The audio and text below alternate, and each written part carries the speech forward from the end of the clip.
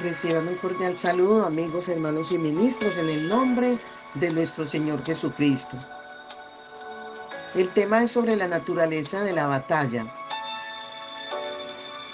Es una batalla universal. En todas partes del mundo, de antemano, se da la batalla. En cada creyente, en cada cristiano, en la iglesia de Jesucristo como tal. Dentro de esa batalla espiritual podemos afectar el reino de las tinieblas. El ataque puede ser grande, la tentación puede ser grande, la situación económica difícil puede ser grande, la enfermedad puede ser grande, pero más grande es Dios sobre todos estos problemas. Representamos la luz y las tinieblas no prevalecen ante la luz. En la batalla universal también se tiene en cuenta que es a tiempo y fuera de tiempo. Aquí podemos decir que Satanás no descansa. Satanás en el conflicto como opositor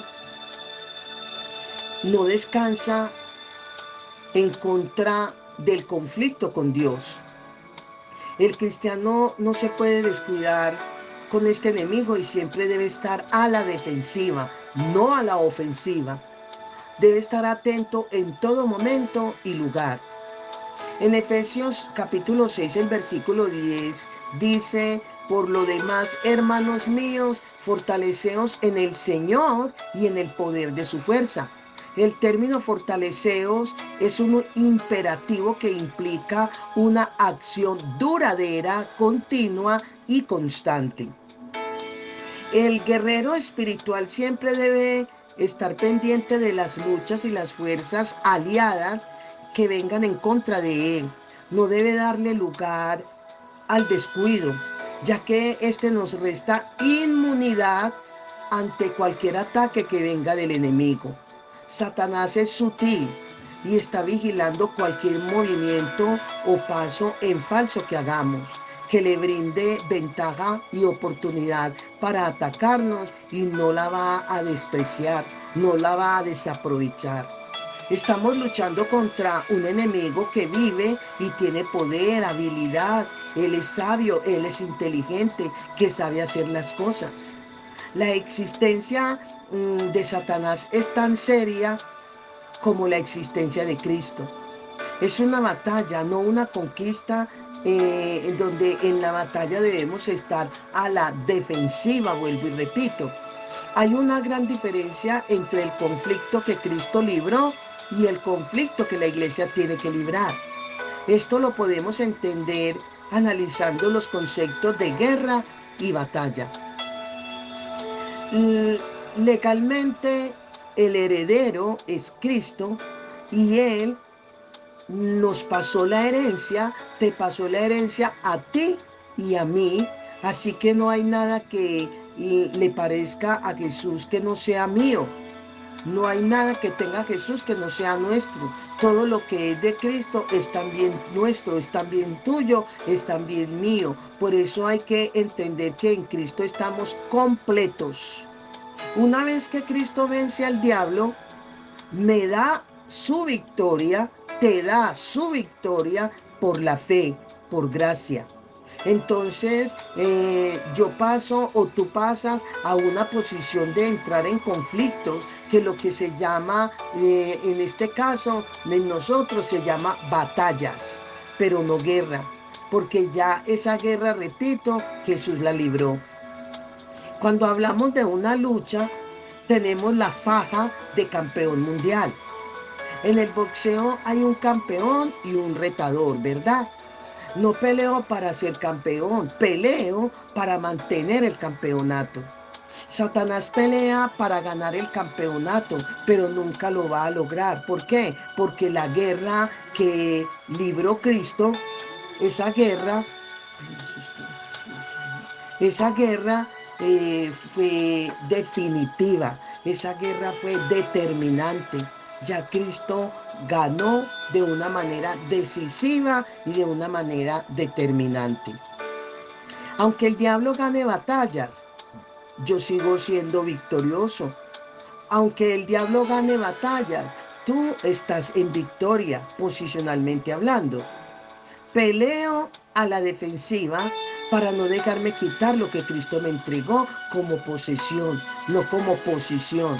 Porque aunque pierda, sigo estando en victoria, posicionalmente hablando, en cuanto al lugar como tal. Entonces, lo que pasa es que yo voy a pelear y lo que yo voy a pelear es a la defensiva. Es para no dejarme quitar lo que Cristo me entregó como posesión, no como posición. Satanás es el retador y yo soy el campeón.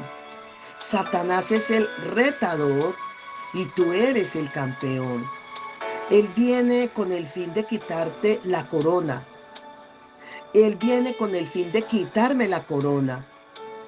Y tú vienes a la lucha con la finalidad de mantener la corona. Yo vengo a la lucha con la finalidad de mantener la corona.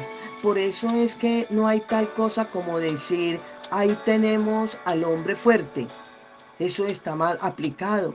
Eso no es ya bíblico como lo han tratado en algunas congregaciones, personas que desconocen la palabra. Cuando Jesús te habla del hombre fuerte, está refiriéndose a Satanás.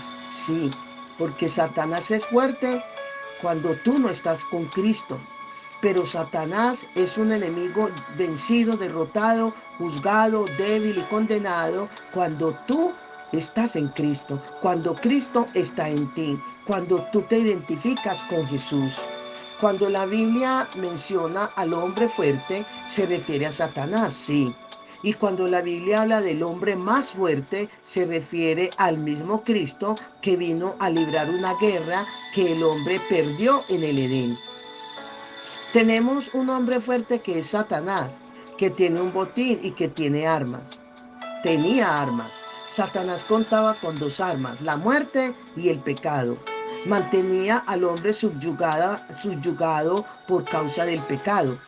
El hombre sumergido en el pecado cada día se iba deteriorando más y más, se iba hundiendo más y más, socialmente se degradaba totalmente. Su familia, su hogar, sus finanzas, su vida, todo lo iba perdiendo. Pero en el momento en que Cristo vino en representación de Adán a ejecutar esta guerra, donde fue el triunfador y Satanás el perdedor, desde ese momento nosotros somos más que vencedores en Cristo Jesús. Jesús fue al Hades, al Seol, al infierno. Cuando analizamos la historia del rico y Lázaro, por ejemplo, según Lucas capítulo 16, versículo 19 al 31, eso no es una parábola, porque donde se dicen nombres propios no hay parábola. Observe que Lázaro estaba en la parte superior del Hades, que es el seno de Abraham, y el rico estaba en la parte más baja de la tierra, que es la parte inferior del Hades, que es donde Jesús fue, al lugar de tormento. El rico le dice a Abraham, Padre Abraham, pido que por favor me dejes ir a hablar con mi familia o que envíes a alguien que le diga que este lugar existe.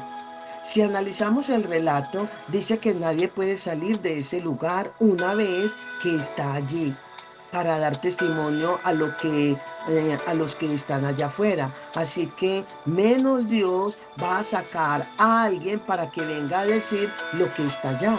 Eso no va a suceder.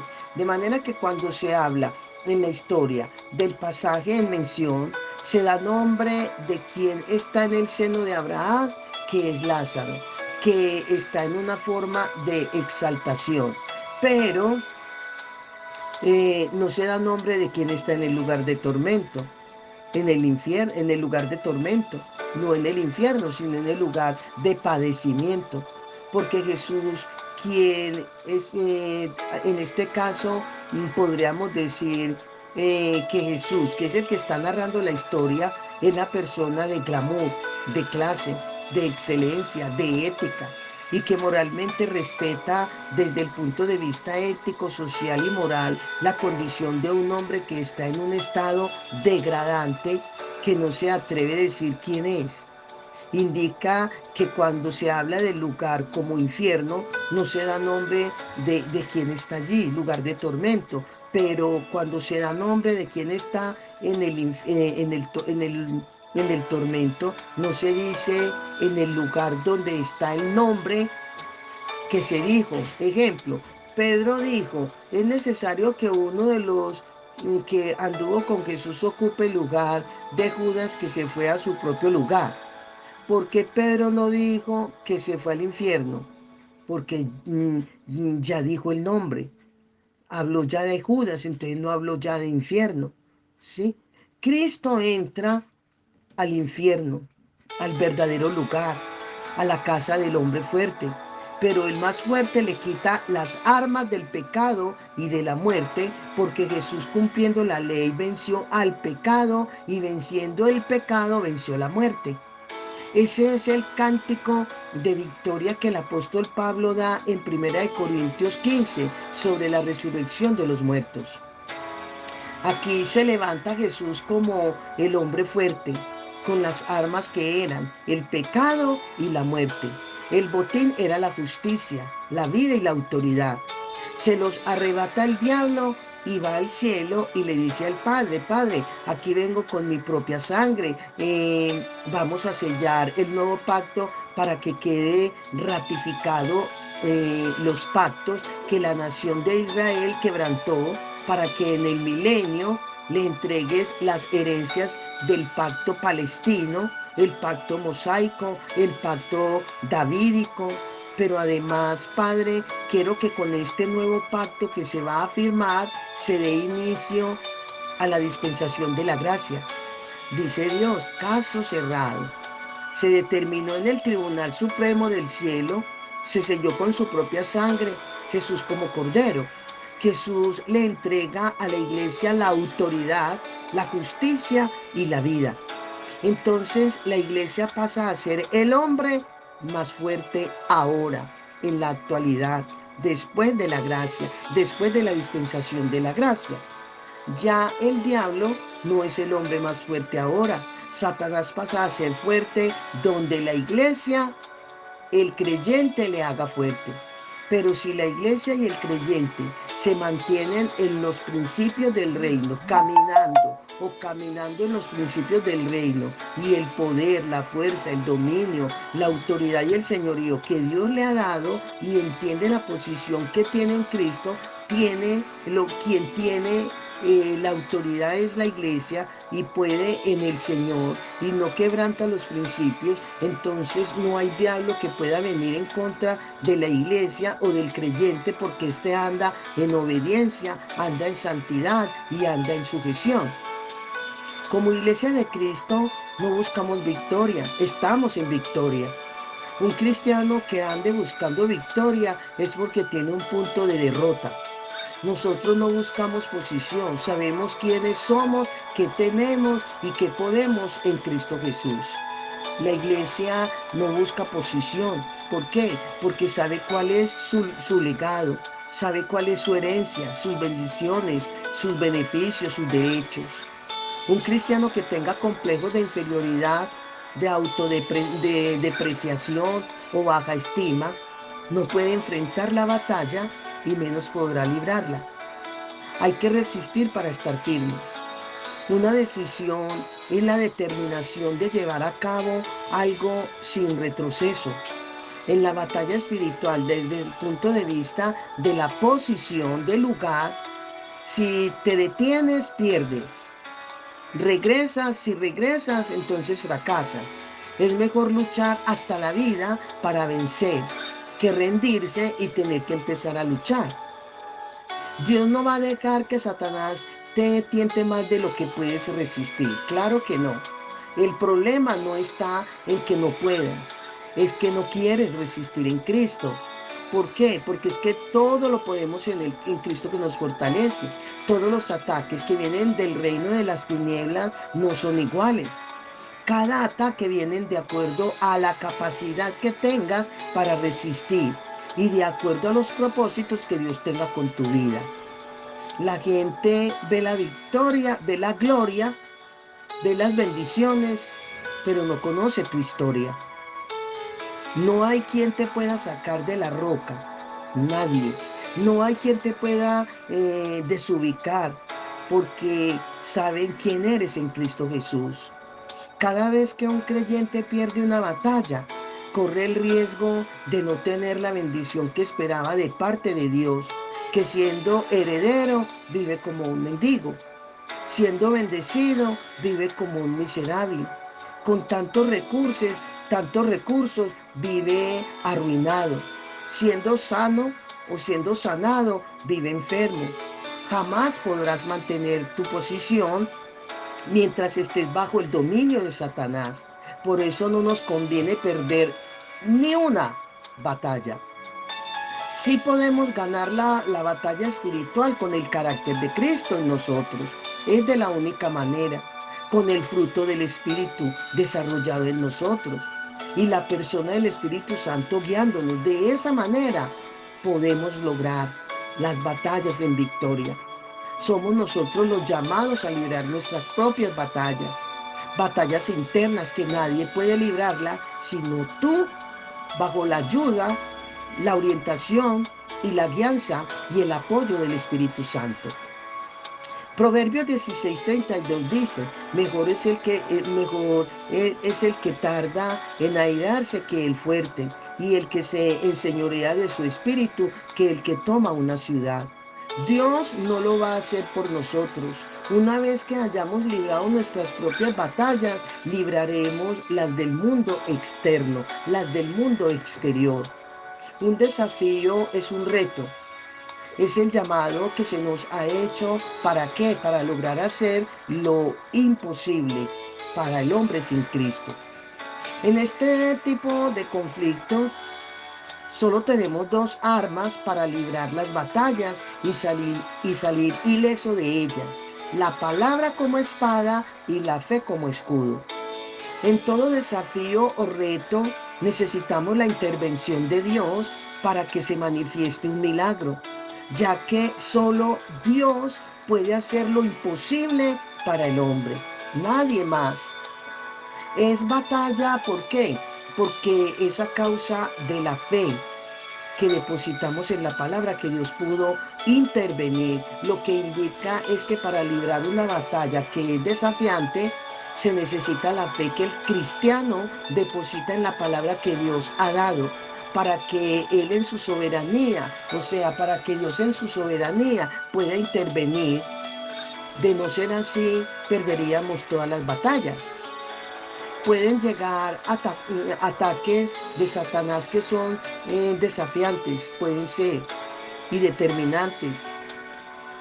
Ataques desafiantes y determinantes en nuestras vidas pueden llegar por causa del reino, que pueda estar en riesgo nuestra propia vida, y solo en fe, una palabra, lo podemos librar a causa de la intervención de Dios. Además de eso, el Señor levanta intercesores a nuestro favor. Quebrantar un principio en el mundo espiritual es correr mucho riesgo de que Satanás le pueda quitar la vida, porque entra en un terreno satánico. Le cede derechos legales al enemigo para que venga sobre tu vida o sobre nuestras vidas. Satanás es un ser caído, es un ser vencido, pero tiene derechos que usted debe conocer y respetar.